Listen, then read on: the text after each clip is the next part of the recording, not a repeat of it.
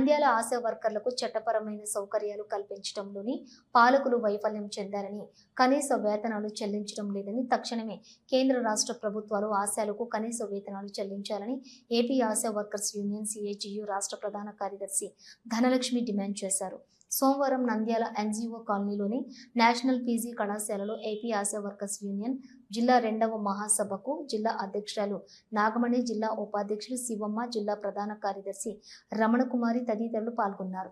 ఈ సందర్భంగా ధనలక్ష్మి మాట్లాడుతూ ఎన్హెచ్ఎం ఏర్పడి 20 ఏళ్లు అవుతున్నా వారిని కార్మికులుగా గుర్తించడం లేదని, కనీస వేతనాలు చెల్లించలేదన్నారు. కేవలం కేంద్ర ప్రభుత్వం 3500 పారితోషికం ఇస్తూ వాటితోనే ఆశాలు బ్రతకాలని చెప్పడం బాధాకరమన్నారు. ఒకవైపు ధరలు పెరిగిపోతున్నాయని ఆశా వర్కర్లతో పలు రకాల పనులను చేయిస్తున్నారని ఆవేదన వ్యక్తం చేశారు. ఆశా వర్కర్లతో చేయిస్తున్న పనికి ప్రభుత్వం ఇస్తున్న వేతనాలకు పొంతన లేకుండా ఉందన్నారు. ఆశా వర్కర్ల కనీస వేతనాల పెంపునకు టీడీపీ ప్రభుత్వం ఎన్నికల ముందు మేనిఫెస్టోలో పెట్టారని, ఆ హామీని అమలు చేయాలన్నారు. జనాభా పెరుగుదలకు అనుగుణంగా ఆశా వర్కర్ల నియామకాలను చేపట్టాలని డిమాండ్ చేశారు. 1200 మందికి ఒక్క ఆశా వర్కర్ ఉండాల్సి ఉండగా ఈ 1500కి, 2000కి, 3000 జనాభాకు ఒక్క ఆశా వర్కర్ పనిచేయాల్సి వస్తుందన్నారు. ఎన్హెచ్ఎం నిబంధనల ప్రకారం అదనంగా ఆశా వర్కర్లను నియమించి వారిపై పని ఒత్తిడి తగ్గి వేతనాలు చెల్లించాలని డిమాండ్ చేస్తా ఉన్నాం. ఎన్హెచ్ఎం ఏర్పడి 20 ఏళ్ళు అవుతా ఉంది.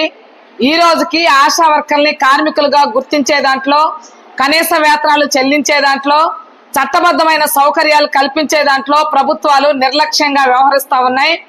కేంద్ర ప్రభుత్వం 3,500 రూపాయలు పారితోషికాలుగా ఇస్తూ మీరు ఈ 3,500తోనే బ్రతకండి అని చెప్తా ఉంది. ఒకవైపున ధరలు విపరీతంగా పెరుగుతా ఉన్నాయి, మరో పక్కన ఆశా వర్కర్లతో రకరకాల పనులు చేపిస్తా ఉన్నారు.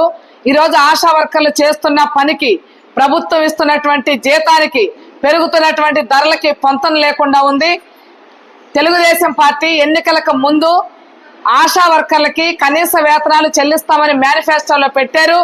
దాని ప్రకారం ఆశా వర్కర్లకి కనీస వేతనాలు చెల్లించాలని కోరుతా ఉన్నాం. అలాగే జనాభా పెరుగుతా ఉన్నారు. పెరుగుతున్నటువంటి జనాభాకు అనుగుణంగా ఆశా వర్కర్ల నియామకాలు జరగడం లేదు. దాని వలన 1200 నుంచి 1500, 2000, పట్టణ ప్రాంతాల్లో అయితే 3,000-4,000 వరకు కూడా ఆశా వర్కర్ పనిచేయాల్సి వస్తా ఉంది. కాబట్టి ఎన్హెచ్ఎం నిబంధనలు ఏదైతే 1000-1200 జనాభాకి ఒక ఆశా వర్కరు పనిచేయాలో ఆ పద్ధతిలోనే అదనపుగా పనుని అప్పగించకుండా పనిచేయించాలని మేము కోరుతా ఉన్నాం. ఆశా వర్కర్లు నియమించాలని కోరుతున్నాం.